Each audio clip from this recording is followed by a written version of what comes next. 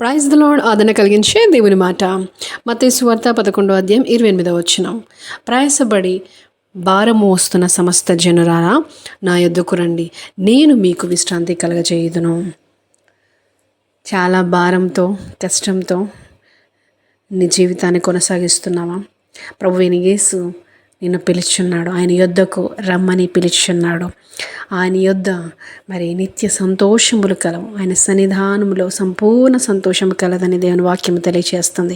ఆయన సన్నిధానంలో నీకు ఆనందం, సంతోషము, దీవెనలు, ఆశీర్వాదములు అన్నీ స్వతంత్రించుకోగలుగుతావు. మరి ప్రభు యుద్ధకు వచ్చినట్లయితే నూతనమైన దీవెనలు పొందుకుంటావు. నీ భారం నుంచి మరి నీకు విశ్రాంతి దొరుకుతుంది.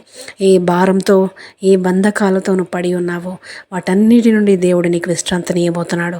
ఆయన సన్నిధానంలో నీవు నిలబడినట్లయితే, ఆయన యుద్ధకు నీవు వచ్చినట్లయితే తప్పక దేవుడు నీ ఎడల కార్యం జరిగించునుగాక. ఆమెన్. ప్రార్థన. పరిశుద్ధుడా, గొప్ప దేవాయసానికి వందనాలు చెల్లిస్తున్నాము తండ్రి. ప్రభా, నీ బిడ్డలు ఎలాంటి భారంతో, బంధకాలలో పడి ఉన్నారో తండ్రి, వారికి విడుదల దయచేయండి తండ్రి. ప్రభా, వారి ఎడల నీ కృప చూపించండి తండ్రి. ప్రభా, నీ యుద్ధకు వచ్చి వారిని నువ్వు త్రోసివేసే దేవుడో కాదు తండ్రి. ప్రభా, అయ్యా వారి ఎడల తండ్రి నీ మేలుల చేత, ఆశీర్వాదముల చేత నింపండి తండ్రి. నీ నూతనమైన దీవెనలు వారి ఎడల కుమ్మరింప చేయండి తండ్రి. ప్రభా, వారికి ఉన్న ప్రతి అవసరతలు క్రీస్తు యేసు నామంలో తీర్చబడును గాక తండ్రి.